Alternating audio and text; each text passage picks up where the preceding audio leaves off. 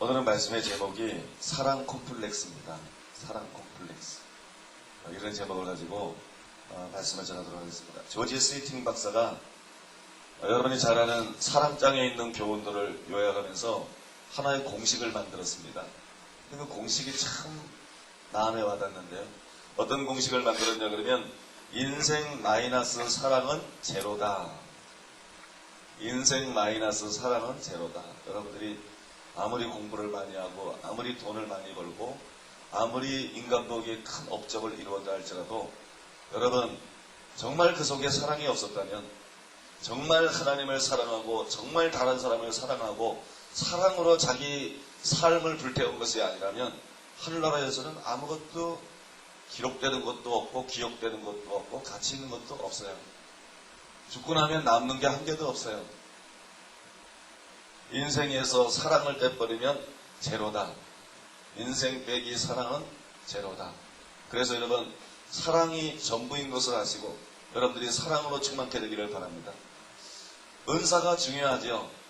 여러분 은사가 중요합니다. 성경에 보면 은사를 사모하라 그랬어요. 그죠?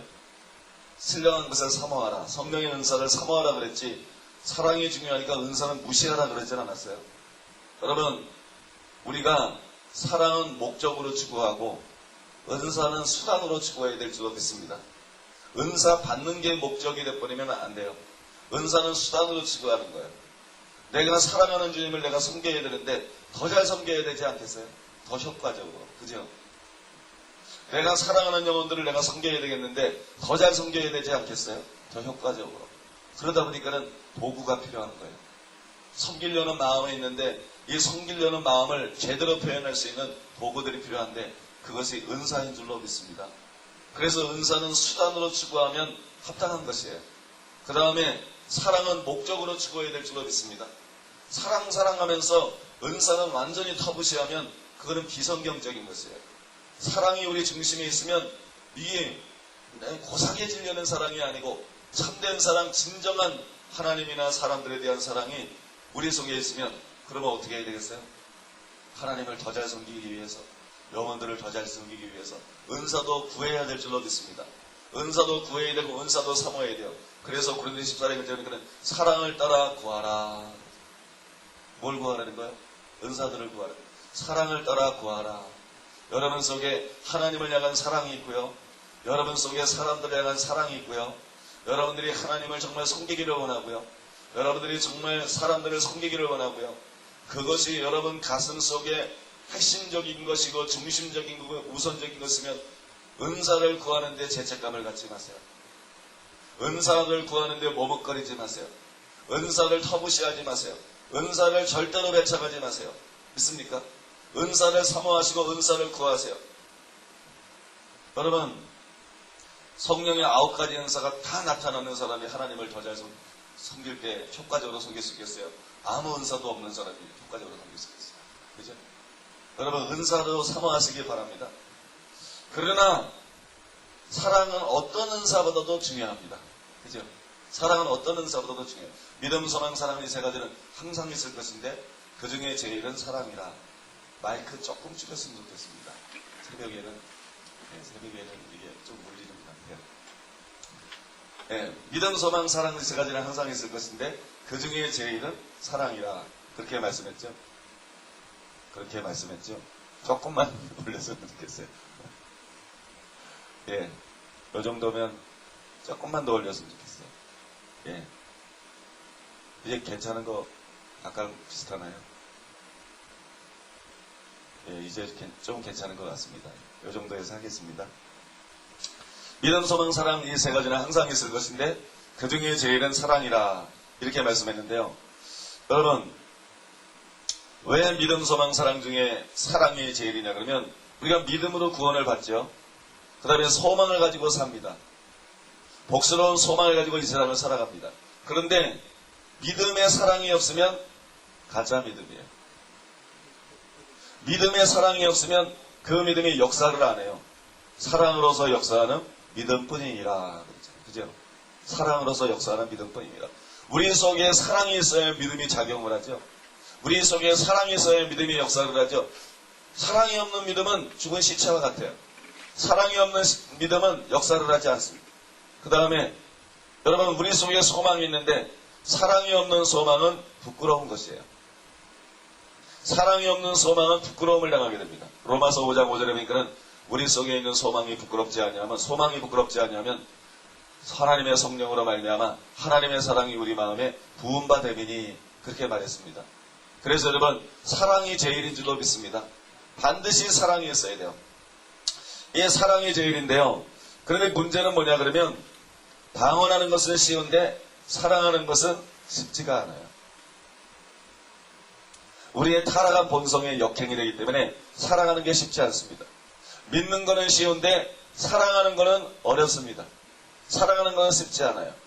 그래서 예수 믿는 사람들 중에, 또 제대로 예수님을 믿으려고 하는 사람들 중에, 또 제대로 깨달은 사람들 중에 이 사랑에 대한 콤플렉스를 갖고 있지 않은 사람들이 별로 없어요. 사랑해야 되는데 그건 너무 잘하는데, 자기를 살펴보니까는 하나님에 대한 사랑이 너무 작고 초라한 거예요. 사람들에 대한 사랑이 너무 작고 초라한 거예요. 이래서 사랑에 대한 콤플렉스가 있고, 사랑 때문에 시달리는 사람들이 많습니다. 저도요, 사랑에 대한 콤플렉스를 아주 심하게 가지고 있었어요. 그것도 굉장히 오랫동안 가지고 있었어요. 굉장히 여러 해 동안 사랑에 대한 콤플렉스 때문에 아주 시달렸어요. 또 최근에도 나 자신을 살펴보니까 하나님을 향한 사랑이 내 속에 어디에 있나? 하나님을 향한 사랑이 내 속에 어디 있나? 정말 성도들 한 사람 한 사람에 대한 사랑이 내 속에 어디 있나? 정말 영혼들에 대한 사랑이 내 속에 어디 있나? 이것 때문에 얼마나 이 내 자신이 심각하게 부끄러웠고요. 얼마나 절망적인지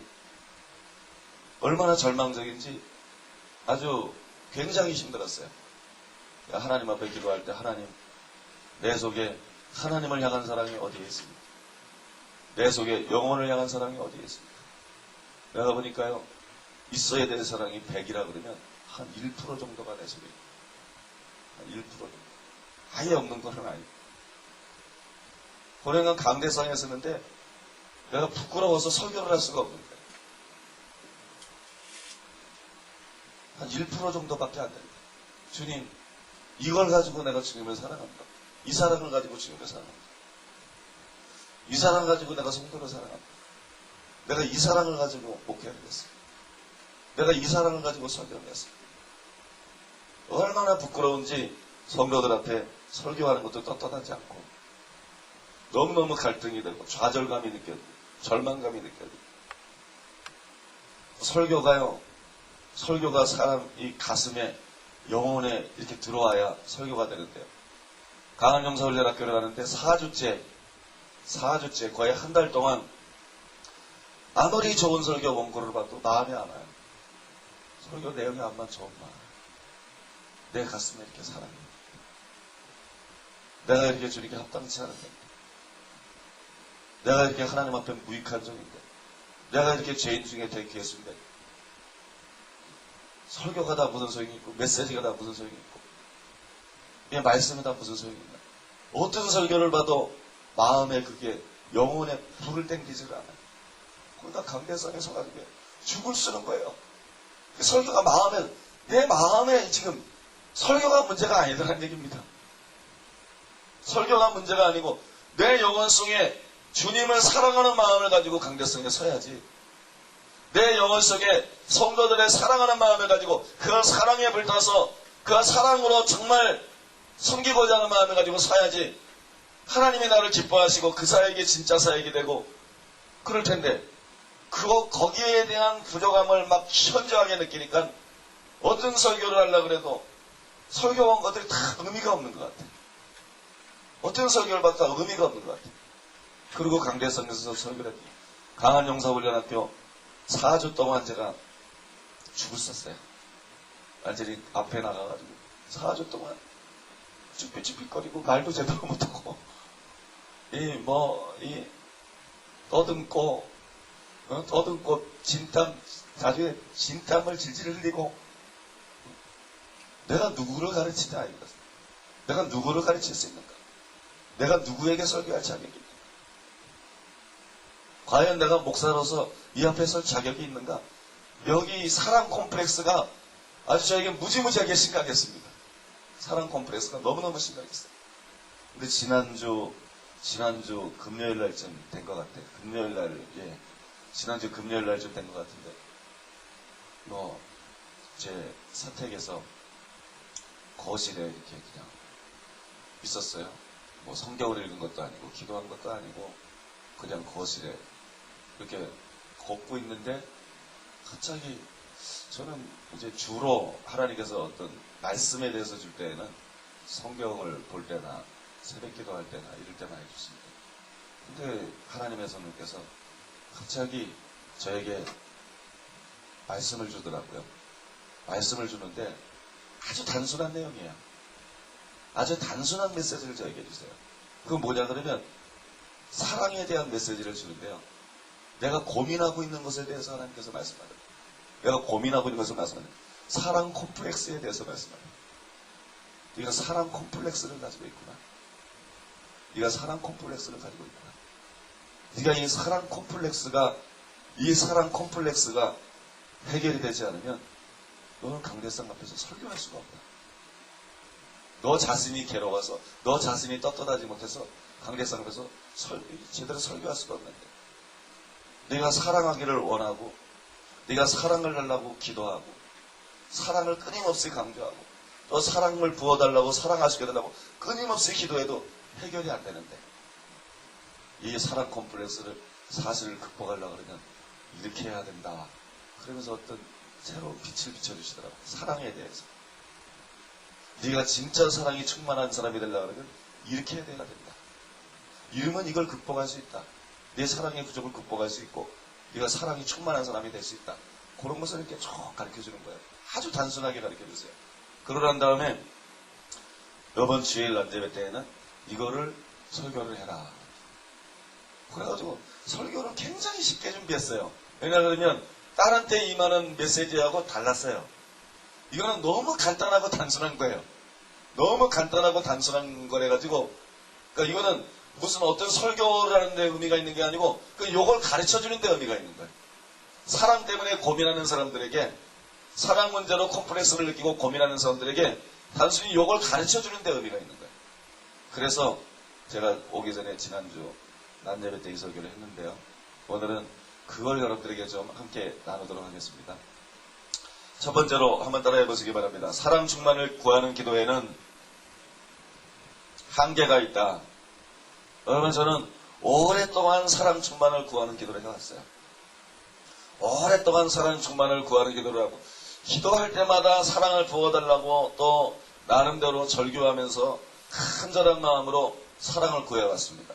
그러면 사랑으로 충만해져야 될 거 아니에요. 그러면 달라져야 될 거 아니에요. 근데 지금 목회를 한 지가 몇 년이고 또 이제 강한 영성훈련학교를 시작하고 하나님 일을 막 시작하고 있는데, 그런데도 사랑이 없어가지고 내가 날 보니까 사랑이 너무 없는 거예요. 사랑이 너무 없는 거예요. 사람들을 사랑으로 대하고 있지 않은 거예요. 그런데도 사랑이 없어가지고 그렇게 심각하게 고민을 하고 절망감을 느끼고 좌절감을 느끼고 설교를 해도 메시지 원고들이 내 마음에 오지를 않고, 그래서 설교를 막 사람들 앞에 제대로 할 수가 없고, 이게 중요하지 않다고 생각하니까 원고 자체가 머릿속으로 안 들어와요. 그러니까는 이 설교가 되지를 않아요. 설교가 되지를 않아요.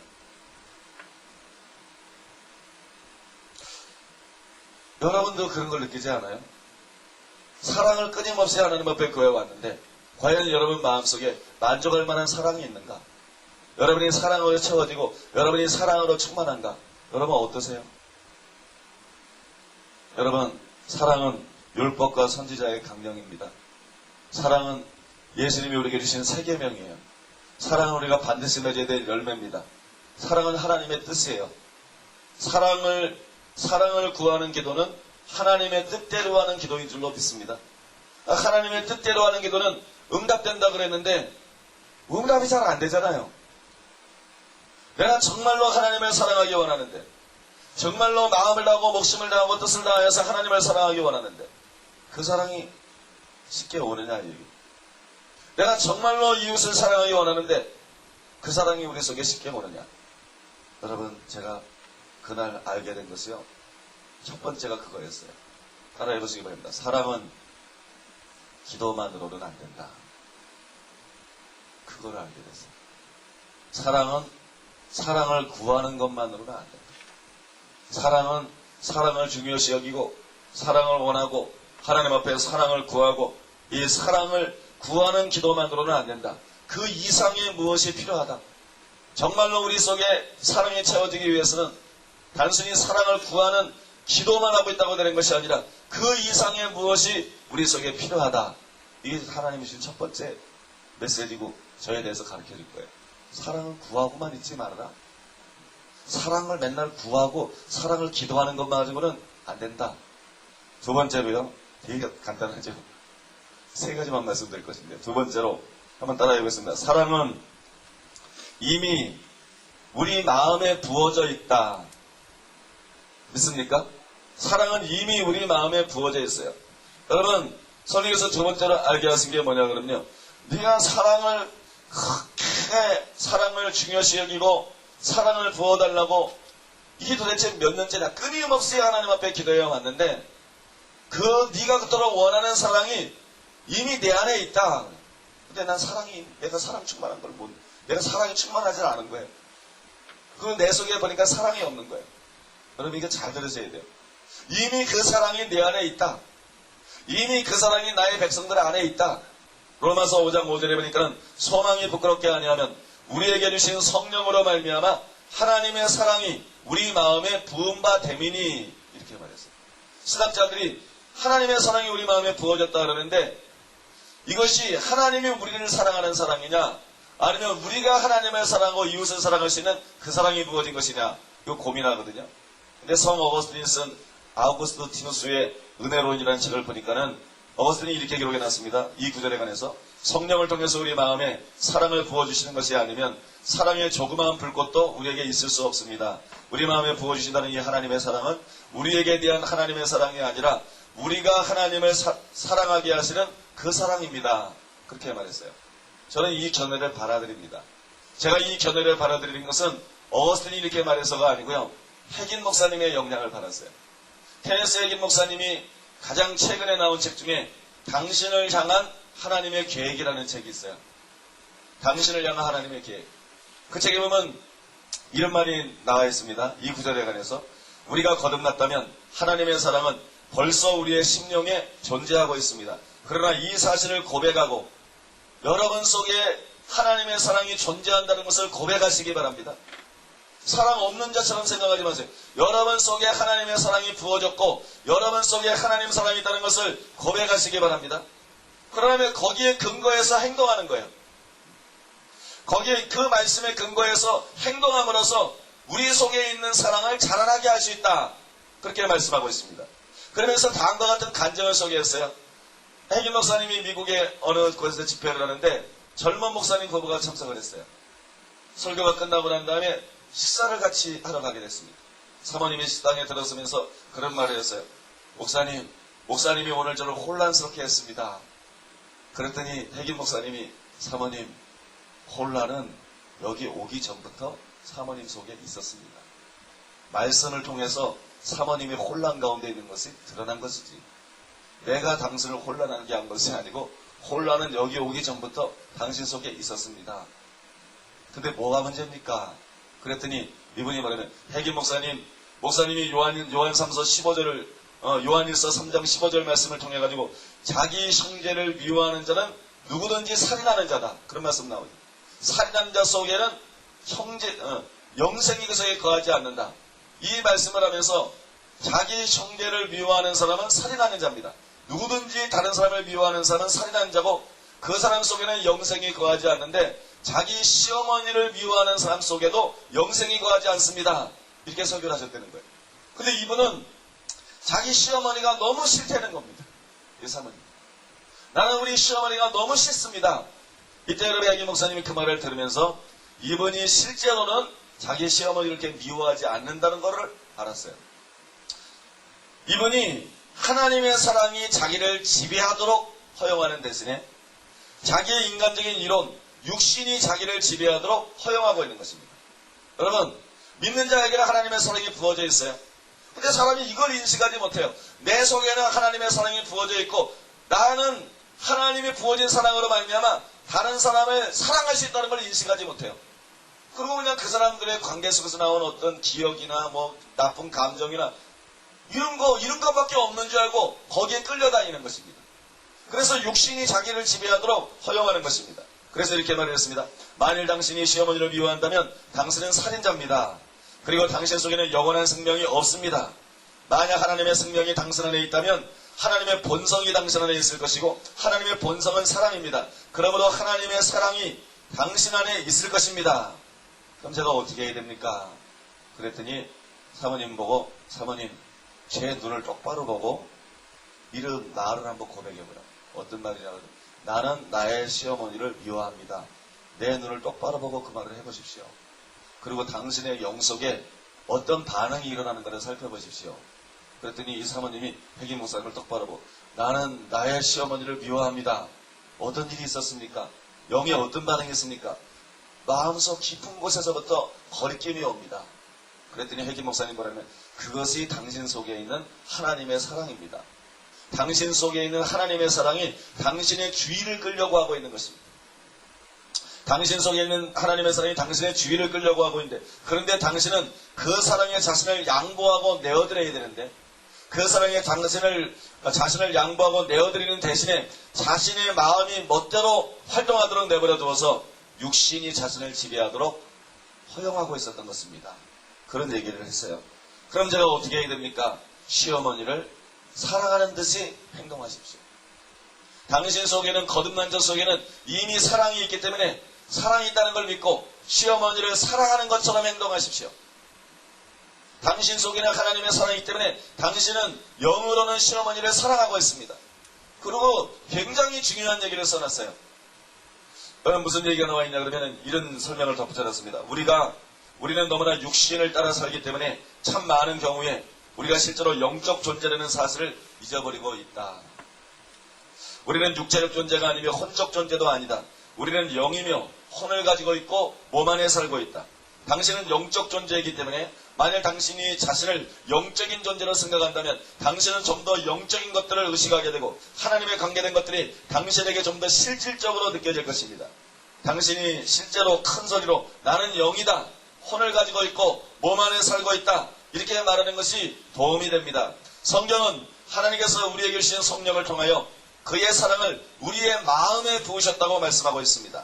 하나님의 사랑은 우리의 심령, 즉 우리의 영에 부어져 있습니다. 우리의 혼이나 몸에 부어져 있는 것이 아닙니다. 그런 말을 했습니다. 여러분, 사람은 영이에요. 믿습니까? 혼을 가지고 몸 안에 살고 있어요. 근데 하나님의 사랑이 어디에 부어졌다고 그랬어요?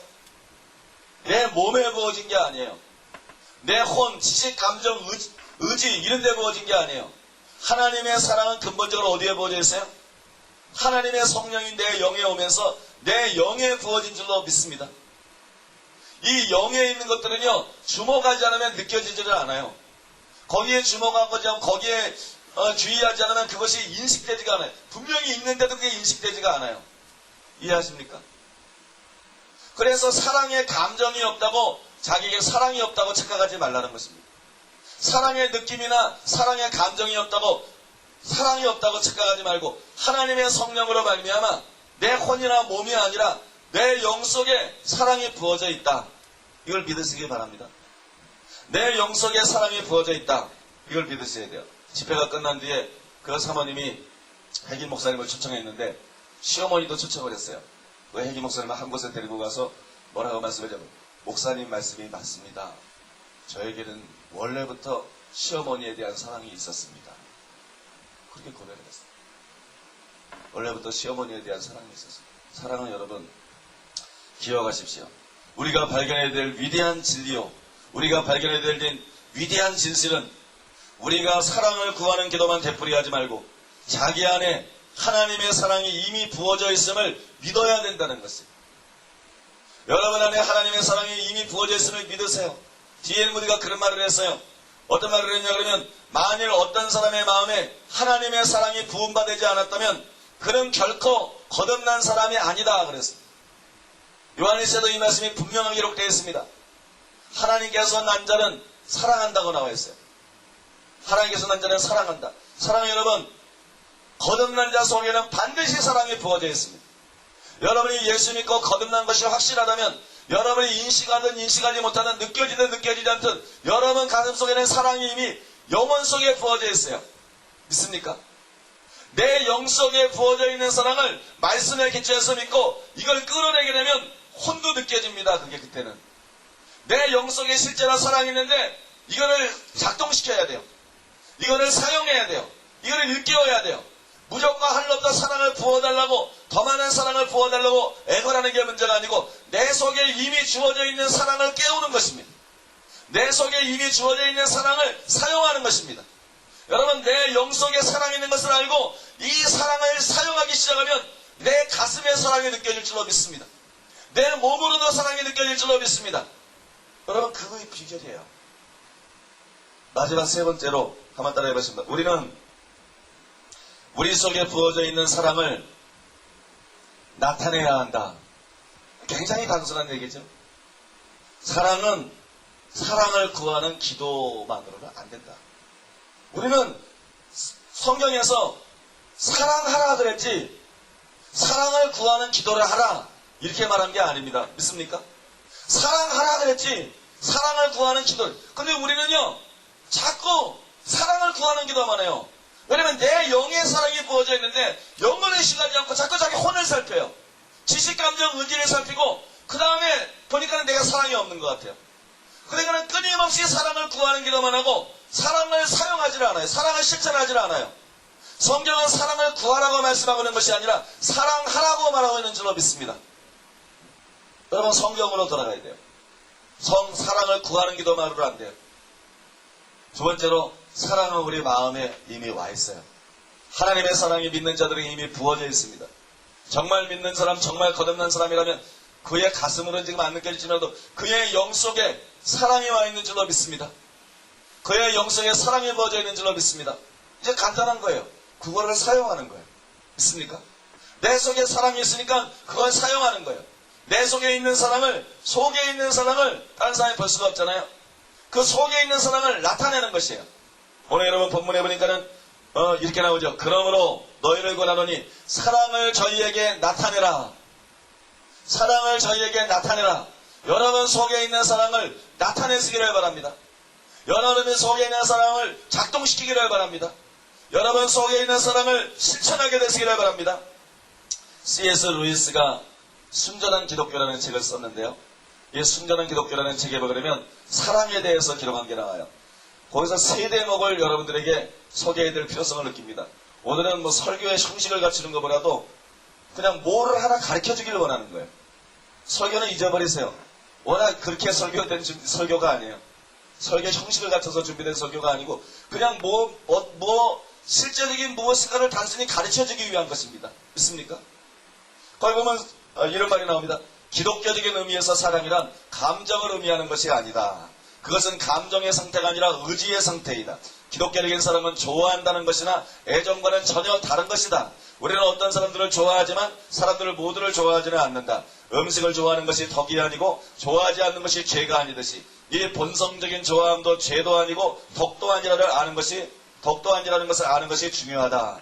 그것은 단지 하나의 사실일 뿐이다. 그러나 우리가 그것에 관하여 행하는 일이 악이 되거나 덕이 된다. 그렇게 말했어요. 좋아하는 거하고 사랑하는 거하고 달라요.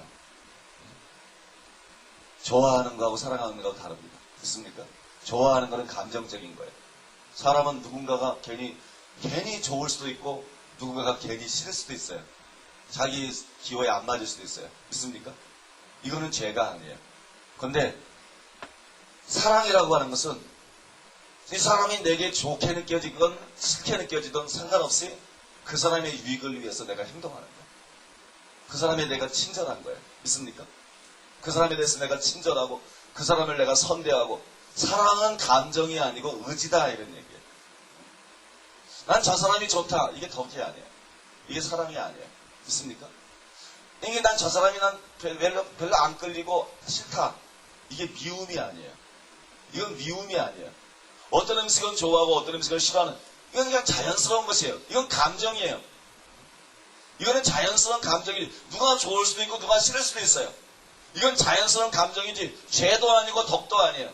중요한 건 뭐냐면 그건 그냥 감정이고 내가 그 사람에 대해서 어떻게 느껴지든지 그거와 상관없이 내가 그 사람에 대해서 어떤 행동을 하느냐 이것이 중요한 줄로 믿습니다. 내가 그 사람을 어떻게 대하느냐 어떻게 행동하느냐 사람을 다 좋아할 수는 없어요. 그냥 내가 좋아하지 않는 유형의 사람도 있어요. 그러나 상관없어요. 사람을 다 사랑할 수는 있어요. 믿습니까? 뭐 자기가 좋아하는 유형의 사람이라 해도 꿀떡 삼키고 사랑하는 것입니다. 꿀떡 삼키고 그의 유익을 위해서 또 그에게 친절을 베풀고 그에게 관심을 주고 여러분 사랑하는 듯이 행동하는 것입니다. 그것이 진정한 사랑인 줄로 믿습니다. 그러면 이런 글을 썼어요. 사랑한다는 것은 앉아서 사랑의 감정을 만들려고 노력하는 것이라고 생각하는 것은 크게 잘못된 생각이다. 사람들 중에는 선천적으로 냉정한 사람들이 있다. 그것은 불행한 일이지만 위장이 좋지 않은 것이 죄가 아니듯 선천적으로 냉정한 것도 죄가 되지 않는다. 우리 모두를 위한 규칙은 단순하다. 자신이 이웃을 사랑하는지의 여부로 근심하면서 시간을 허비하지 말고 사랑하는 듯이 행동하라. 그렇게 행동하는 순간 우리는 지극히 위대한 비밀을 발견한다. 어떤 사람을 사랑하는 것처럼 행동하다 보면 곧 그를 진정으로 사랑하게 된다. 세속적인 사람은 자기가 좋아하는 사람에게만 친절하게 대한다. 그러나 기독교인은 모든 사람을 친절하게 대하려고 노력하는 중에 사람들을 더욱더 좋아하게 되는 것을 발견한다. 심지어 처음에는 자신이 좋아하리라고 상상조차 하지 못했던 사람들까지도 좋아하게 된다. 여러분, 의지적으로 사랑하면 감정적인 사랑이 오게 될 줄로 믿습니다. 의지적으로 먼저 사랑하면요 감정적인 게 와요. 자꾸 내가 좋다 싫다 여기에 매이니까 사랑이 발휘가 안 되는 거예요. 좋다 싫다 이런 감정이나 느낌 모든 걸 초월해서 내 속에 사랑이 있는 것을 믿고 의지적으로 사랑을 실천하다 보면 나쁜 감정은 다 사라지고 좋은 감정이 올 줄로 믿습니다. 여러분 가슴에 여러분이 원하는 느껴지는 사랑도 오게 될 줄로 믿습니다. 이것이 영적인 순서예요. 느낌이 먼저 오는 게 아니에요. 실천이 먼저 오는, 의지적인 실천이 먼저 오는 거예요. 그 다음에 보면 이런 또 말을 써놨어요. 사람들은 종종 하나님을 향한 인간의 사랑이라는 문제로 근심한다. 그들은 하나님을 사랑해야 한다는 말을 듣고 있지만 자기 안에서 전혀 그러한 감정을 발견하지 못한다. 그들은 어떻게 해야 하는가? 그 대답은 앞에서와 마찬가지이다. 하나님을 사랑하는 듯이 행동하라. 가만히 앉아서 사랑이라는 감정을 만들어내려고 하지 말고 자신에게다가 정말로 하나님을 사랑한다면 어떻게 행동하겠느냐라고 물으라. 그리하여 대답을 발견한 후에는 그대로 행하라. 사람은 누구나 항상 헌신적인 감정들을 소유하지 못한다. 혹시 우리가 항상 헌신적인 감정을 소유할 수 있다 해도 본래 하나님께서는 감정에는 관심을 갖지 아니하신다. 하나님을 향한 것이나 인간을 향한 것이거나 기독교의 사랑은 의지의 행위이다. 우리가 하나님의 뜻대로 행하려고 노력하고 있다면 주 너희 하나님을 사랑하라는 계명에 순종하고 있는 것이다. 그렇게 썼어요. 여러분 여기에는 분명한 진리가 들어있습니다. 사랑의 감정이 생기게 해달라고 기도하지 말고 여러분 사랑하는 듯이 행동하세요. 믿습니까? 누가 내가 좋아하는 사람이 아니라 그래서 시무룩하게 보지 말고 여러분 사랑하는 사람을 만난 것처럼 표정을 밝게 갖고 웃으세요. 그 사람을 향해서. 그게 사랑이에요. 믿습니까? 표정을 밝게 갖고 웃으세요. 말을 바꾸세요. 풍요스럽게 하지 말고 상냥하고 부드럽고 친절하게 말하세요. 믿으세요? 여러분의 행동을 바꾸세요. 가서 손을 잡아주세요. 가서 손을 잡아주시고 여러분 표현하세요. 이게 사랑이에요. 이게 사랑이에요. 그 다음에 이런 행동을 통해서 우리 속에 있는 사랑이 자라가게 되는 것입니다. 내 속에 있는 사랑이 자라가야 되는 거예요. 이분의 손을 잡고 힘을 쓰면 쓰도록 근력이 자라는 것처럼 내 속에 있는 사랑을 자꾸 사용함으로써 사랑이 자라는 것이죠. 하늘에서 사랑이 팍 떨어지는 게 아니에요. 내 속에 주어진 사랑을 자꾸 사용함으로써 키워나가야 될 줄로 믿습니다. 여러분 속에 여러분이 거듭날 때 주어진 사랑을 일깨워서 사용하세요. 여러분 그것을 사용하고 그래서 그 사랑을 자라가게 하시기를 바랍니다. 여러분들이 안젤로의 이야기를 아는지 모르겠어요. 안젤로의 이야기를 아는 분 한번 손 들어보세요. 안젤로라는 사람의 이야기를. 이 안젤로의 이야기를 저 여러분들에게 좀 설명해 드려야 되겠는데 릭 조이너가 쓴 빛과 어둠의 영적 전쟁에 보니까 한 번은 그가 셋째 하늘에 끌려갔을 때 누구를 만났냐 그러면 유명한 종교개혁자를 만났어요. 그 다음에 또 어떤 유명한 기독교 저술가를 만났습니다. 그 다음에 큰 교회를, 대형 교회를 목회했던 어떤 유명한 목사님을 천국에 가서 만났어요. 한 사람은 종교개혁자고요. 한 사람은 유명한 저술가입니다. 한 사람은 큰 교회, 대형 교회를 목회했던 목사님이에요. 근데 이분들이 천국에서 보니까 천국에서 제일 작은 자들. 세상에서는 유명했지만 천국에서 가니까 천국에서 제일 작은 자리 가운데 있어요. 그래서 굉장히 이분이 충격을 받았어요. 이분의 충격은 하나님 보좌가 있는 곳에 가서 더해졌어요. 하나님 보좌에 보니까 이제는 천국에서 작은 자들이 아니고요. 천국에서 가장 큰 자들이 있습니다. 천국에서 왕노릇하는 사람. 그 무리에 보니까는 바울이 그 안에 있어요. 사도 바울이 그 안에 있고, 그 천국에서 왕노릇하는 사람들 속에 보니까 자기가 아는 사람이 하나 있는 거예요. 자기가 어디서 본 사람이 한 사람이 있어요. 그래서 그 사람에게 물어봤어요. 당신은 내가 어디선가 알고 있는 사람 같은데 내가 어디서 당신을 만났는지 기억이 나지 않습니다. 그랬더니 바울과 함께 천국에서 왕노릇하고 있는 그 사람, 이건 실제입니다. 영적인 실제인데 뭐라 그러면 당신은 환상 속에서 나를 보셨습니다. 당신은 환상 속에서 나를 봤습니다. 그 말을 듣고 나서 우리 조인아가 깜짝 놀랐어요. 아니 당신이 실제 인물이었습니까? 그러면서 자기가 최초로 본 환상에 대해서, 릭조이는 선지자예요. 그러니까 많은 환상을 보고 계시를 받습니다. 세계적인 선지자인데 여러분, 자기가 처음으로 본 환상을 생각하게 됐어요. 이 사람이 처음에 어떤 환상을 봤냐 그러면 예수님께서 환상 속에서 두 사람을 보여줬어요. 한 사람은 아주 성령 충만한 사람인데, 이 사람은 아주 성령 충만하고 열심히 있는 사람인데 교회 안에서 이 사람이 아주 사람들을 쉬지 않고 신방하고 가르치고 뭐 병든 자들을 위해서 기도하고 이런 일들을 하고 있었어요. 이 사람은 사랑으로 충만했고 아주 헌신적이고 열심히 있었습니다.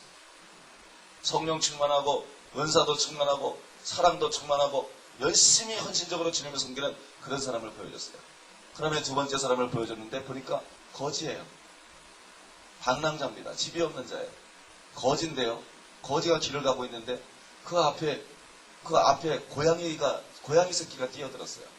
그랬더니 거지가 그걸 막 발로 찹니다. 고양이 새끼를 발로 막 차요.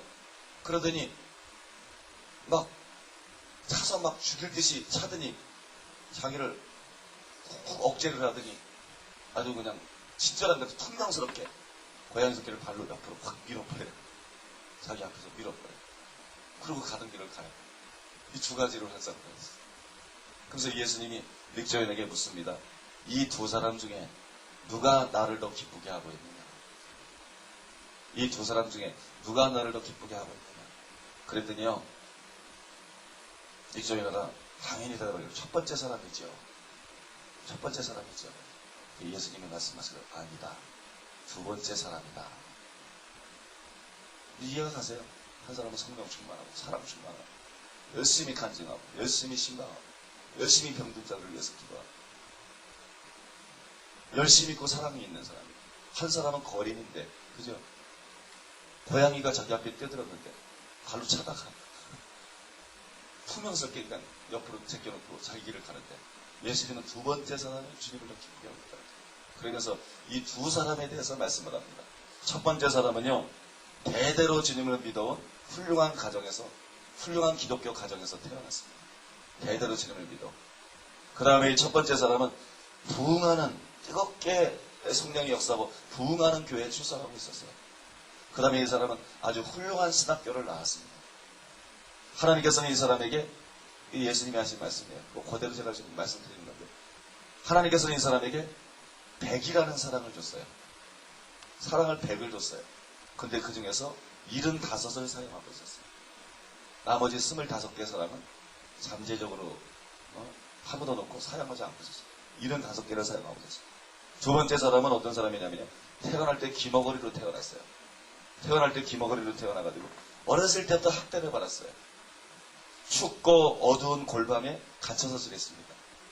학대를 받고 갇혀서 지내다가 8살 때 당국에 의해서 발견이 됐어요.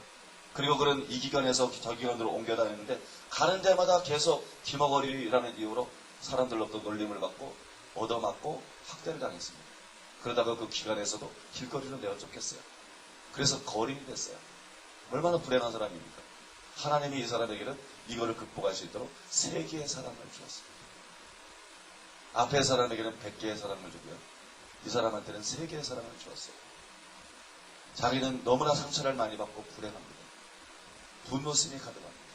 그런데 앞에 고양이가 나타났어요. 자기 앞에. 새끼 고양이가 끼어들었어요. 그걸 발로 차는 거예요. 그걸 차 죽이고 싶죠. 속에서 분노가 치밀어 오르고. 근데 이 사람에게는 3개의 사랑밖에 안 줘야겠어요. 그 3개의 사랑을 전부 다 사용해가지고 끓어오르는 분노를 겨우 참는 거예요. 그 3개의 사랑을 전부 사용해서 끓어오르는 분노를 참고 고양이를 총명스럽게 옆으로 밀어 제껴는 것입니다. 예수님께서 이것을 가르쳐줬어요. 전에 이런 환상을 본 것입니다. 이런 내용. 릭저이너는 이게 단순히 교훈적인 환상인 줄 알았어요. 실제가 아닌 줄 알았어요. 그런데 천국에 가봤더니 자기가 환상 속에 봤던 그 거지가 바울하고 같이 바울과 같은 수준에서 천국에서 영광을 누리고 있다.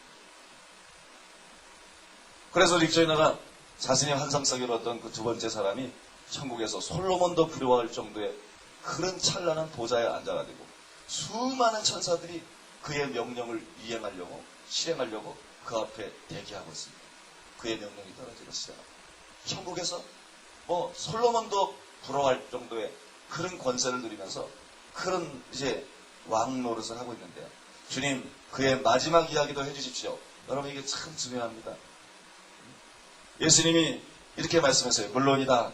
그래서 우리가 여기에 온 것이다. 안젤로는 내가 그에게 준 적은 것에 너무나 충성했기 때문에 나는 나의 사랑 셋을 더 주었다. 맨 처음에 3개의 사랑을 줬죠? 다 사용했어요. 믿습니까? 그랬더니 또 어떻게 했어요? 3개를 더 줬어요. 지금. 셋을 더 주었다. 그는 그것을 모두 사용하여 도둑질을 그만두었다. 도둑질을 그만둔 게 뭐 대단한가? 그 다음에 읽어보세요. 여러분. 그 다음에 보면 그는 거에 굶어 죽을 지경이었지만 자기 것이 아닌 것에 손을 대는 것을 한사코 거절했다. 그는 빈병을 모으고 가끔씩 잡일을 시키는 사람들을 찾아가 생기는 돈으로 먹을 것을 샀다. 그는 들을 수는 없었지만 글 읽는 법을 배웠기 때문에 나는 그에게 복음 전도지 한 장을 보냈었다. 그가 그것을 읽었을 때 성령이 그의 마음을 열어 주었고 그는 자기의 생애를 나에게 전부 바쳤다. 나는 다시 그에게 나의 사랑의 갑절을 더 주었고 그는 그 모든 것을 충성되이 사용했다. 그는 나를 다른 사람들에게 나누어주고 싶었지만 말을 할 수가 없었다. 그는 비록 그러한 빈곤 속에 있었지만 그가 번 돈의 절반 이상을 전도지에 사용하여 길 모퉁이 사람들에게 나누어 주었다. 3개의 사랑을 줬어요. 그걸 다 사용해서 분노를 찍어 누리고 고양이를 죽이지 않았습니다. 하나님이 3개의 사랑을 더 줬어요. 그걸 전부 사용해서 굶어 죽을 지경이지만 배고파서 굶어 죽을 지경이지만 도둑질을 그만뒀어요. 믿습니까? 하나님이 거기다가 또 사랑을 더 줬어요. 그는 그 모든 사랑을 전부 사용해서 자기도 먹을 게 없지만 자기 수입의 50%를 전도지를 만들어가지고 말도 못하니까 말로 복음을 전할 수 없잖아요. 자기 수입의 50%를 전도지를 만들어서 그걸 길가에서 사람들에게 나눠주면서 전도했다는 것입니다. 믿습니까? 여러분, 여기까지 얘기해도 되는데요. 내가 설교하려는 걸 설명하기 위해서는 안젤로 얘기를 좀 더 해주고 싶어요. 여기까지 얘기해도 되지만 여기까지 일단 초점은 뭐예요? 사랑 충만한 게 문제가 아니고 사랑의 실천이 문제예요. 믿습니까? 우리가 사랑을 부어달라고 사랑하는데 사랑도 공짜가 아니에요. 은사가 공짜가 아닌 것처럼 많이 맡은 자에게는 많이 달라고 요구할 것이요 적게 맡긴 자에게는 적게 맡기려고 요구할 것이다. 제가 깜짝 놀란 거는요. 은사만 달란트인 줄 알았어요. 근데 이 메시지를 들으면서 하나님께서 저에게 알게 하신 것은 사랑도 달란트라는 것을 왜 모르느냐. 사랑이 충만한 것을 너는 사랑에 충만할 끊임없이 구하는데 사랑이 충만하다고 천국에서 큰 자가 되는 것이 아니고 너에게 이미 주어진 사랑을 가지고 뭘 했느냐. 너에게 이미 부어진 사랑을 가지고 뭘 했느냐. 너희 속에 있는 사랑을 파묻어 놓고 있지는 않느냐. 그 사랑을 사용해라. 그 사랑을 나타내라. 나에게 와서 더 많은 사랑을 부어주시옵소서. 내 가슴으로 느끼시는 하나님에 대한 더 뜨거운 사랑을 부어주시옵소서. 사람들과 영혼들에 대한 더 뜨거운 사랑, 더 충만한 사랑을 부어주시옵소서. 이것이 문제가 아니고 내가 거듭날 때 너에게 부어진 사랑이 있지 않느냐. 그 사랑을 어떻게 했느냐. 그 사랑을 지금이라도 사용해라.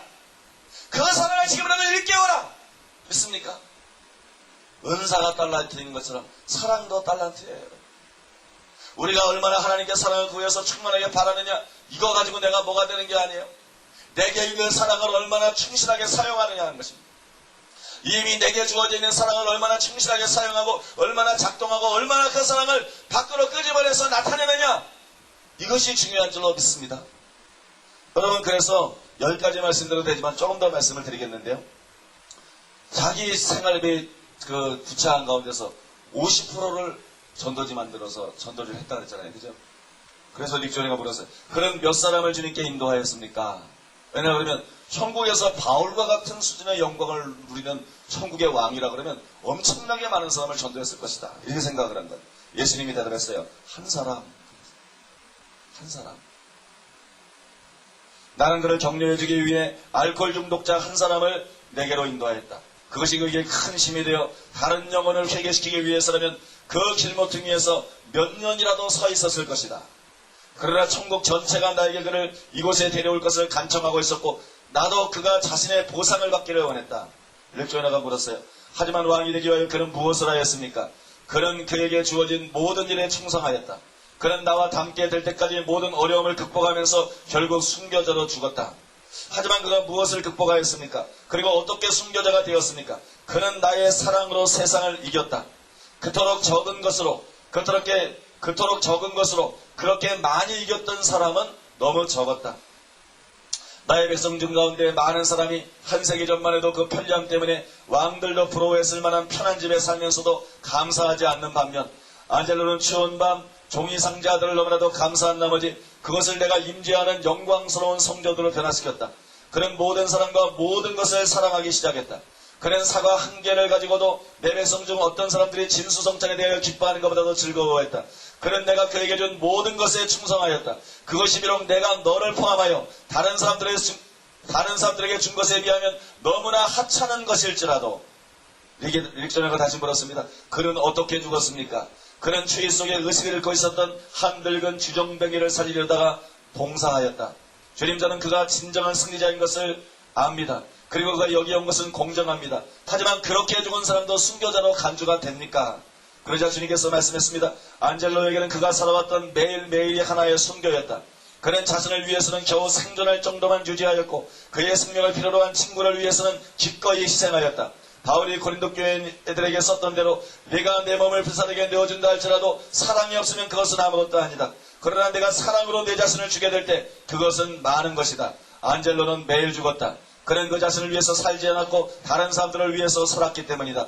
세상에 있을 때 그는 언제나 자신을 성도 중에 가장 작은 자로 여겼으나 실상 그는 가장 큰 자 중에 하나였다. 내가 이미 배운 대로 스스로를 가장 작은 자로 여기고 다른 사람들에게 큰 자로 여김을 스스로를 가장 큰 자로 여기고 다른 사람들에게 큰 자로 여김을 받는 자들 중 많은 사람들이 여기서 가장 작은 자로 되는 것으로 끝을 맺는다. 안젤로는 한 교리나 그의 증언을 위해서도 죽지 않았으나 나를 위하여 죽었다.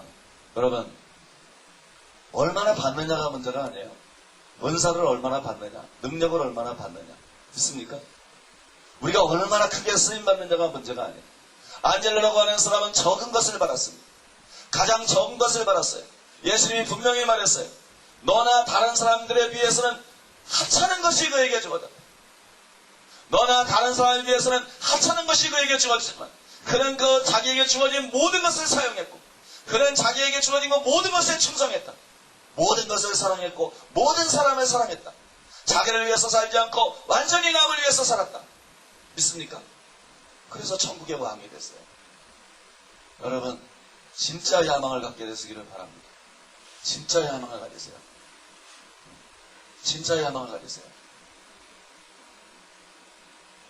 무엇 때문에 시기하고 무엇 때문에 욕심을 부리고 무엇 때문에 남하고 비교합니까? 여러분 부르심 바른 데서 만족하세요. 자기의 부르심에서 만족하세요.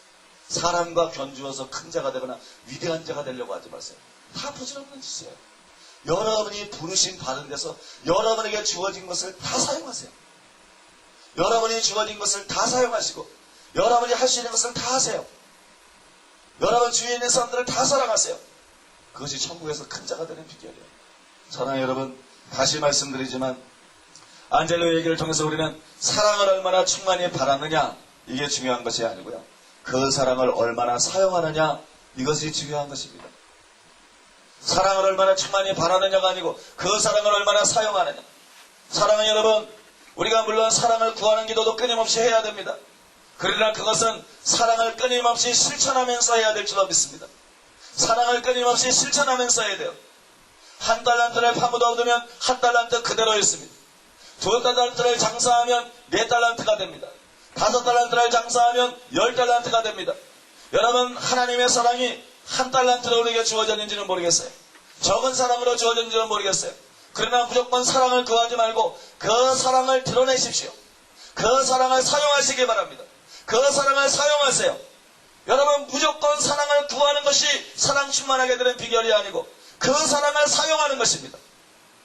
내게 주어진 사랑을 충실하게 사용하게 되면 내 속에서 사랑이 커가게 될 줄로 믿습니다. 내 속에서 사랑이 자라가게 될 줄로 믿습니다. 결론을 말씀드리겠습니다. 하나님은 사랑입니다. 하나님은 모든 사람이 진리를 알기 원하시고 하나님이 모든 사람이 구원을 받기 원하십니다. 그런데 하나님의 사랑이 마음에만 있고 나타나지 않았다고 한번 생각해보세요. 하나님의 사랑이 가슴에 있는, 영속에 있는데 나타나지 않았다고 생각해보세요. 그건 우리는 아무 소망이 없어요. 우리는 다 지옥에 갔을 거예요. 디도서 3장 3절에서 5절에 보니까 우리도 전에는 어리석은 자요, 순종치 않은 자요, 속은 자요, 각색 정력과 행락에 종노릇한 자요, 악독과 투기로 지낸 자요, 가증스러운 자요, 피차 미워한 자였으나 우리 구주 하나님의 자비와 사랑하심을 나타내실 때 우리를 구원하시되, 우리는 여러분 하나님의 나타난 사랑에 의해서 구원을 받은 자들입니다. 하나님이 예수님의 십자가를 통해서, 하나님이 예수님을 통해서, 하나님이 예수님의 십자가를 통해서 우리를 향한 당신의 사랑을 나타내셨어요. 그 사랑을 실천하셨습니다. 그 사랑의 나타남으로 말미암아 우리가 구원을 받게 된 것입니다. 근데 여러분, 바로 전절에 디도서 3장 2절에 보니까 아무도 쉐방하지 말고 다투지 말며 관용하며 범사의 온유함을 모든 사람에게 나타낼 것을 기억하게 하라. 바울이 그랬어요.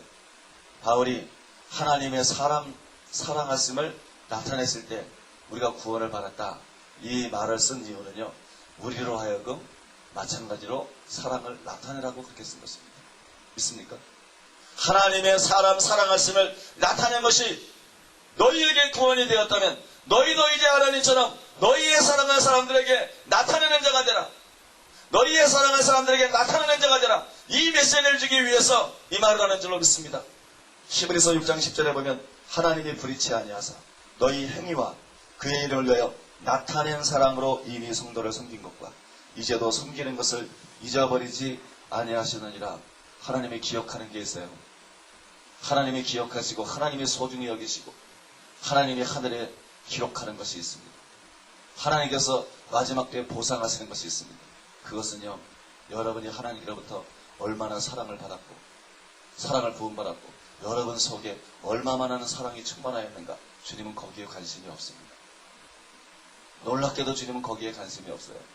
주님은 뭐에 관심이 있냐 그러면 여러분이 그 사랑을 나타냈나 안 나타냈나, 여러분이 여러분 속에 있는 사랑을 나타냈나 안 나타냈나, 믿습니까? 여러분이 그 사랑을 얼마나 나타냈는가. 나타낸 사랑으로 이미 성도를 섬긴 것과 그러지 않았어요. 나타낸 사랑으로 이미 성도를 섬긴 것과 여러분이 그 사랑을 나타내서 얼마나 사람들을 섬겼나, 얼마나 따뜻한 미소를 보여주었나, 얼마나 따뜻한 말을 했는가, 얼마나 다른 사람을 용서했는가, 얼마나 다른 사람의 아픈 문제를 가지고 같이 기도해 줬는가, 얼마나 그들에게 선대하고 도와주었는가, 그걸 보시는 줄로 믿습니다. 여러분, 오늘 설교는 굉장히 간단한 설교예요. 오늘 설교는 굉장히 간단한 설교인데 아주 실제적이고 중요한 설교입니다. 이거를 마음에 새기십시오. 사랑 콤플렉스가 여러분 속에 있다면 이거를 마음에 새기세요. 그리고 따라가면 사랑 콤플렉스에서 해방될 수 있습니다. 우리는 사랑이신 하나님의 자녀로서 사랑 콤플렉스, 사랑이 중요하다는 얘기를 끊임없이 들으면서 사랑 콤플렉스를 가지고 살도록 지음받은 사람이 아닙니다. 우리는 여러분 사랑하며 살도록 지음받은 존재인 줄 믿습니다. 우리는 사랑하며 살도록 지음받은 존재예요. 사랑을 구하는 것만으로는 사랑이 안 된다는 것을 기억하십시오. 하나님의 사랑이 거듭날 때 우리 마음에 부어져 있다는 것을 느껴지지 않더라도 믿으십시오. 혼에 부어졌다면, 육에 부어졌다면 느껴지겠지만 여러분의 영에 부어졌기 때문에 하나님의 사랑이 실제로 여러분 속에 있으면서도 전혀 느껴지지 않을 수 있습니다. 믿습니까? 그 사랑을 깨우십시오. 그 사랑을 사용하세요. 그 사랑을 사용하세요. 그거 어떻게 깨웁니까? 간단해요. 사랑하는 것처럼 행동하세요. 내가 그 사람을 사랑하는 느낌이 안 와도 그 사람을 사랑하는 것처럼 그 사람에게 말을 건네세요. 그 사람을 사랑하는 것처럼 그 사람을 쳐다보세요. 믿습니까? 그 사람을 사랑하는 사람에게 말하는 것처럼 그렇게 말을 하세요. 그렇게 행동을 하세요. 그러면 여러분 속에, 여러분의 진짜 거듭난 사람이라면 여러분 속에 사랑이 있다는 것을 알게 될 것입니다. 그 사랑이 기지개를 펴고 일어나게 될 것입니다.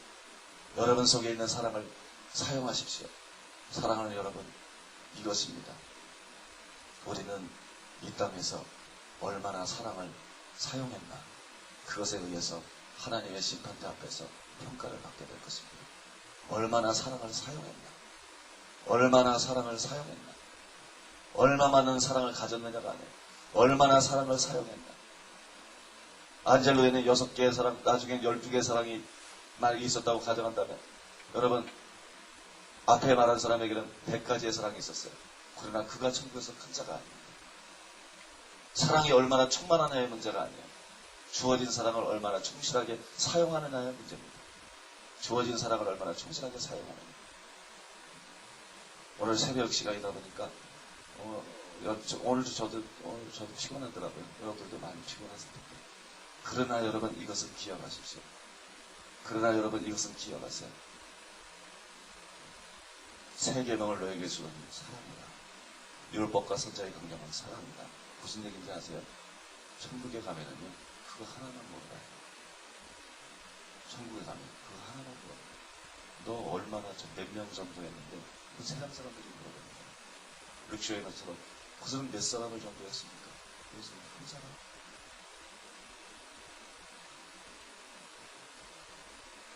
몇 명 정도 했는데 그건 세상 사람들이 물어보는 거예요. 몇 시간 기도하는데 세상 사람들이 물어보는 거예요. 믿습니까? 얼마 헌금했는데, 건축 헌금을 얼마 했는데 그건 세상 사람들이 물어보는 거예요. 그거는 땅의 관심이에요. 그거는 사람들의 관심이에요. 몇 가지 은사 받았는데, 기적이 얼마나 일어났는데, 환상을 얼마나 받는데, 이건 다 땅의 관심이에요. 믿습니까? 이건 다 땅의 관심이에요. 하늘의 관심은 그게 아니에요. 얼마나 사랑했느냐, 얼마나 사랑을 나타냈느냐, 몇 명 전도했느냐가 아니라 네가 전도할 때 얼마나 사랑했느냐. 믿습니까? 얼마나 사랑하는 마음으로 했느냐. 얼마 헌금했느냐가 아니라 내가 헌금을 드릴 때 얼마나 주님을 사랑하는 마음 때문에 사랑에 끌려서도 헌금을 했느냐. 믿습니까? 그리스도 예수의 사랑이 나를 강권하십니다. 바울이 말했죠. 그리스도 예수의 사랑이 나를 강권했습니다. 주님이 세 계명이 사랑이라는 거는요, 주님이 우리에게 요구하는 것은 사랑밖에 없다는 거예요. 주일 성사하면 뭐예요? 사랑하지 않고 주일 성사하면 뭐합니까? 사랑하지 않고 11조하면 뭐합니까? 사랑하지 않고 기도 많이 하면 뭐예요? 사랑하지 않고 전도 많이 하면 뭐예요? 여러분, 사랑하지 않고 아무 의미가 없어요. 있습니까? 아무 의미가 없어요. 왜 사는지 아십니까? 우리가 지금 왜 숨을 쉬고 있는지 아세요? 그리스도의 몸으로서 그리스도가 사랑하는 사람들을 만져주라고, 사랑으로 만져주라고, 그리스도를 대신해서. 있습니까? 그리스도가 이 땅에 계셨다면 사랑했을 사람들, 그리스도가 이 땅에 계셨다면 발을 씻어줬을 사람들, 그리스도가 이 세상에 계셨다면 섬겼을 사람들, 우리가 같은 사람으로 섬기라고, 사랑하라고 이 땅에 존재하는 것인 줄로 믿습니다. 전도는 사랑의 수단이에요. 믿습니까? 기도도 사랑의 수단이에요. 11조도 사랑의 수단이에요. 예배도 사랑의 수단이에요. 사랑으로서 역사하는 믿음뿐입니다. 진짜 믿음은 사랑에 의해서 굴러가는 거예요. 자동차가 기름에 의해서 굴러가는 것처럼 기독교인의 삶이라고 하는 것은 사랑에 의해서 굴러가는 거예요. 사랑의 원리에서 굴러가는 거예요. 너의 모든 일을 사랑으로 행하라. 사랑하는 여러분, 기억하십시오. 사랑하는 일에 성공하지 않으면 우리는 실패자입니다. 사랑하는 일에 성공하지 않으면 우리는 실패자입니다. 사랑하는 일에 성공하지 않으면 우리는 살았어도 죽은 것입니다. 안 사는 거예요. 영적으로는 아무것도 안 사는 거예요. 사랑하는 일에 성공하지 않으면 우리는 신앙생활하고 있는 게 아니에요. 우리는 살고 있는 게 아니에요. 죽어 있는 것입니다. 사랑하는 여러분, 사랑이 얼마나 중요한지를 기억하시고, 그 다음에 꼭 기억하십시오. 은사와 마찬가지로 사랑도 딸란트입니다. 많은 사람 부어달라고 그러고 그 중에 100개 정도 부어달라고 3개 정도로 사용하면요 1000개 못 가져갔어요. 100개의 사랑을 부어달라고 3개 정도 사용해요. 여러분 속에 부어진 사랑을 땅에 파묻어들지 마요. 열심히 사용하시기 바랍니다. 이제 사용하세요. 여러분 속에 주어져 있는 사람을 목사님을 향해서 사랑하세요. 성도만 사랑받는 게 필요한 게 아니에요. 여러분 속에 주어져 있는 사람 목사님을 향해서 사랑하세요. 있습니까? 무슨 선물 하나를 해도 목회자들 선물 받는 거 안 좋아합니다. 별로. 선물에 관심 없어요. 근데요, 무슨 선물 하나를 해도 여기 사랑이 담겨있는 선물이 있어요. 있습니까? 성도들의 마음의 표현이 있어요. 가격 같은 거 아무 상관없어요.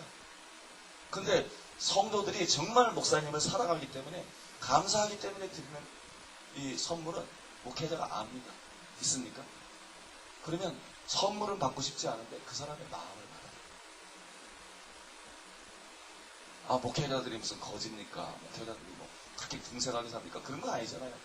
선물 자체는 목회자에게 큰 의미가 없어요. 그런데 그 사람 속에 있는 사랑을 봅니다. 그 사람 속에 있는 목회자의 존경심이나 존중하는 마음이나 감사해야 하는 마음이나 사랑을 봅니다. 있습니까? 여러분 속에 있는 사람을 목사님에게 나타내세요. 선물이 아니라도 상관없어요. 있습니까? 미소를 통해서도, 말을 통해서도, 표정을 통해서도. 설교하는데 똥 씹은 얼굴로 가고 있으면 그 사랑을 나타내는 게 아니에요. 설교할 때는 은혜 받는 모습을 나타내요. 설교하는데 아멘 할 때 왜는 입 벌리지 말아야 돼요. 조금 전에도 입 벌린 분 있는데 아멘 할 때 왜는 입 벌리지 말아요. 사랑을 나타내세요. 여러분, 전도사님에게도 사랑을 나타내세요. 있습니까? 사랑을 받지만 말고 사랑을 나타내세요. 집에 가셔서 남편에게 사랑을 나타내세요. 저 인간 그러지 말고 남편에게 사랑을 나타내세요. 하나님이 그걸 보고 있습니다. 하나님이 그걸 보고 있어요. 교회 와서 방언 쭈따쭈따 이거 보고 있는 게 아니라 하나님이 집에 가서 남편에게 어떻게 하나 그걸 보고 있어요. 여러분, 아내에게 사랑을 나타내세요. 부모에게 여러분의 사랑을 나타내세요. 자녀에게 사랑을 나타내세요. 그 사람이 어떤 사람이든 상관없어요. 원수도 사랑이라, 핍박자도 사랑이라. 있습니까? 우리는 사랑을 나타내야 될 줄로 믿습니다. 사랑을 나타내세요. 사랑을 나타내세요. 여러분의 행동들이 사랑의 실천이 되게 하세요. 모든 일을 사랑으로 행하겠습니다. 여러분의 모든 행동들이 사랑의 나타남이 되도록 하세요. 우리의 모든 행동, 우리의 모든 말, 모든 생각, 모든 행동, 모든 돈 씀씀이가 사랑이 나타나는 것이 되는 거예요. 사랑이 표현이 돼버리면 이런 사람들은 천국에서 큰 자가 됩니다. 이런 사람들은 틀림없이 천국에서 큰 자가 됩니다. 제가 이 말씀의 중요성을 얼마나 여러분들에게 잘 전달했는지는 아직 모르겠어요. 그러나 성령께서 여러분 속에 이것을 새겨주시기를 바랍니다. 그리고 오늘부터 여러분들이 나는 사랑 없는 자라고 생각하지 마세요. 나는 그 콤플렉스를 극복했어요. 그 말씀이 오고 나서 그 콤플렉스를 극복했어요. 내가 지금 고민하고 있는 것은 다른 걸 가지고 내 마음의 다른 파트들을 가지고 고민하고 있는 거예요. 내 마음의 다른 어떤 부족들을 가지고 내가 고민하고 있는 거예요. 사랑 콤플렉스를 내가 모르겠어요. 적어도 20년 이상은 가지고 있었던 것 같아요. 제 가슴속에. 사랑의 중요성을 깨닫고 사랑을 구하면서 내 자신의 사랑이 부족합니다. 사랑 콤플렉스를 거의 20년을 가지고 살 것 같아요. 근데 지난주 설교하면서 그게 없어졌어요. 지난주 설교하면서 그게 없어졌어요. 내 속에는 사랑이 있구나. 그 다음에 저 사람은 사랑이 100만 원어치 갖고 있는데 나는 10만 원어치밖에 없어. 이 비교할 가질 필요 없어요. 내 속에 있는 사랑을 다 사용하는 게 중요합니다. 있습니까? 내 속에 있는 사랑을, 그리고 콤플렉스를 가질 이유가 없어요. 내 속에 있는 사랑을 다 사용하면 되는 거예요.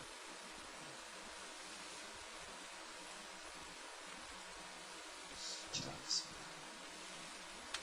사랑하는 예수님, 사랑하는 예수님, 하나님은 사랑이십니다.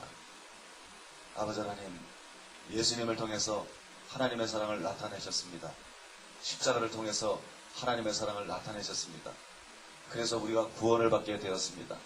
우리 속에 사랑이 있는 것도 알지 못하고 거듭난 자 속에 사랑이 이미 부어져 있는 것도 알지 못하고 그저 우리가 어리석어서 사랑을 구하고만 있으면 자비로우신 아버지 하나님, 많은 사람들이 구원받을 수 없습니다. 많은 사람들이 위로를 받을 수 없습니다. 많은 사람들이 세임을 얻을 수가 없습니다. 자비하시고 거룩하신 주님, 우리 속에 사랑이 부어져 있는 것을 알게 하여 주옵소서. 하나님이 우리들 속에 부모가 자식이 부모를 닮는 것처럼 우리가 성령으로 거듭날 때 이미 하나님의 사랑이 우리 마음속에 부어져 있고 사랑이 우리 속에 온 것을 알게 해 주옵소서. 사랑도 달란트라는 것을 알게 해 주옵소서. 사랑은 경쟁할 문제가 아닙니다. 몇 달란트인가 중요한 것이 아니고 그것을 충성되게 사용하는 것이 중요한 것처럼 안젤로처럼 적게 받았을지라도 사용하는 것이 중요한 줄로 믿습니다. 아버지, 올해부터 사랑을 사용할 수 있게 해 주옵소서. 사랑을 사용할 수 있게 해 주옵소서. 목사님에게 사랑을 사용하게 해 주옵소서. 전도사님에게, 사모님에게 사랑을 사용하게 해 주옵소서. 사랑을 사용할 수 있게 해 주옵소서. 남편에게, 아내에게, 부모에게, 자식에게, 형제들에게, 친구들에게, 직장 동료들에게, 만나는 모든 사람들에게 사랑을 사용하게 해 주시옵소서. 사랑을 열심히 사용하게 해 주시옵소서. 안젤로처럼 모든 것을 사랑하게 하시고 모든 사람을 사랑하는 단계로 나아가게 하여 주시옵소서. 모든 것을 사랑하고 모든 사람을 사랑하는 단계로 나아가게 해 주옵소서. 우리가 지금 숨을 쉬기 때문에 이 자리에 와서 앉아 있습니다. 그러나 숨을 쉰다고 진짜 살아있는 것은 아닙니다. 사랑하는 자만이 살아있는 것인 줄로 믿습니다. 사랑하는 것이 곧 삶입니다. 숨쉬고 살아있는 것이 삶이 아니고 활동하는 것이 삶이 아니고 사랑하는 것이 영적인 삶일 줄로 믿습니다. 하나님을 사랑하는 것이 영적인 삶입니다. 형제를 사랑하고 이웃을 사랑하고 원수까지 사랑하는 것이 영적인 삶일 줄로 믿습니다. 아버지, 이제는 사랑을 실천하는 자가 되게 하여 주시옵소서. 예수님의 이름으로